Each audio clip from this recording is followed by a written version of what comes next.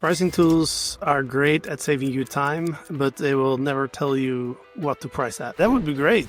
If you could just turn on a tool and it will automatically price correctly for you. It just doesn't work like that. It's a machine. You give it input and it'll give you output that depends on your input. So if your input's wrong, then your output's going to be wrong. It's a computer in that sense. It's not an artificial intelligence tool that can think like a human. We don't have self-driving pricing tools yet. Exactly. It offers functionality that would be almost impossible to do manually. Like, for example, dynamic minimum night stay settings. If you have like a 2-night minimum stay, but if there's a 1-night gap, it will automatically make that night available for 1-night stay. If you were to do that manually, you would have to go in your calendar every day to make those adjustments. It would take you a lot of time. We are currently managing revenue for 40 clients, over $65 million in annual bookings that are all over the world. For people that are like our clients, pro operators, they're generating millions of dollars in bookings. Where does the tool end and revenue management begin? The way I think about it is you as a human being, you are doing the revenue management and you're using the pricing tool as a tool. Let's say I want to mow the lawn. I could go out there with scissors and chop off every single little piece of grass one by one. Or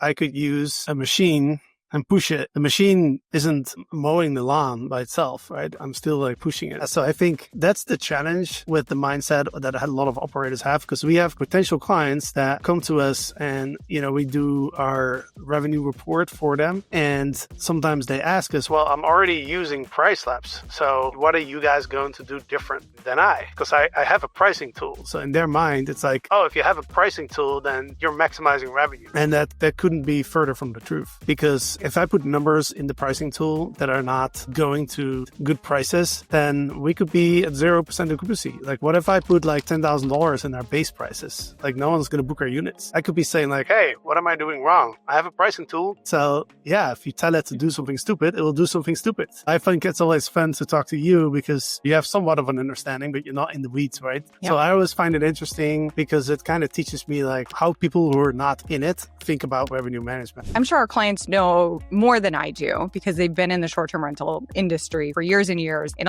many cases, they've been running their own pricing, but the level of knowledge and expertise that you have just so outpaces for certain what I have. I have a sense based on the results that we get from our clients that it absolutely outpaces everybody that's listening as well. So my goal is to bring this down to more of a layman's level so that people can understand what you're doing on a day-to-day basis and how you're actually driving these results. Yeah, essentially the goal of a revenue manager is to price correctly for each date. You have data and you can see bookings coming in for your properties, and those bookings, every single booking has a little bit of information. There's clues that will help you understand, hey, are we priced competitively? And by competitively, I mean, are we a reasonable option for somebody to be looking for a place to stay? We don't know exactly what the optimal price is, but by looking at our forward occupancy, we talk a lot about pacing, essentially comparing our forward occupancy to the market. That will give us an idea of whether we are priced correctly or not. So at the end of the day, the market decides. We don't decide. We can have an opinion, but the market doesn't really care about what you think.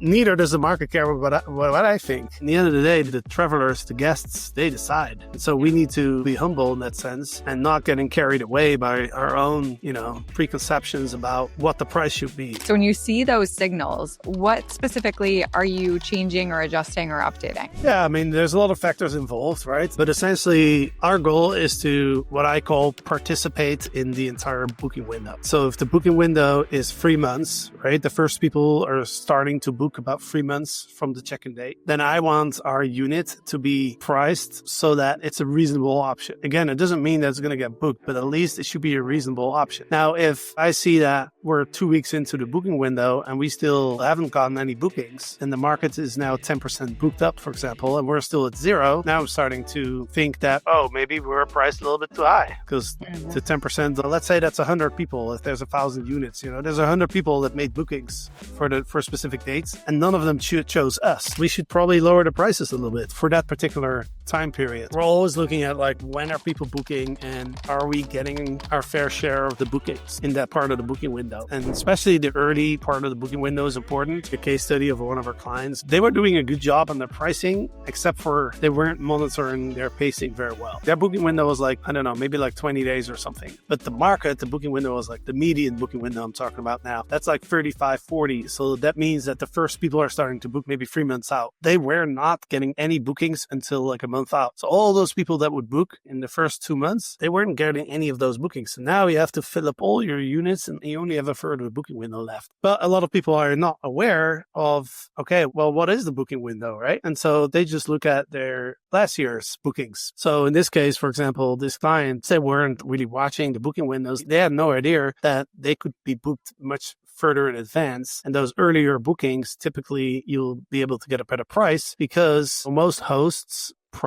the prices are higher. The further you go out in the future, usually the higher the prices. You can be competitive at a much higher price if you're early in the booking window than if you're late in the booking window when everybody is dropping their prices last minute. And then on the flip side, people are booking your units outside of the booking window, which every week we look at several portfolios of potential clients that do like a revenue report with us. And I see it sometimes where they're booked way ahead of the booking window, right? So there's almost nobody booking yet, but like they're getting booked. And as a result, like they got, the prices are too low, so they could be charging higher prices. So that's the flip side. But they wouldn't know either because in their mind, they're thinking, ooh, I got booked really early on. That's awesome. We also get operators sometimes who are like, how can you guys increase our results? I mean, we're 85% occupied and the market's only 70% occupied. So we're doing really well. I'm like, yeah, but it's not about, I can price our units at $10 and we'll be 100% occupied for the next 10 years. But we're not making much money, right? So it's not just about occupancy. It's about maximizing revenue.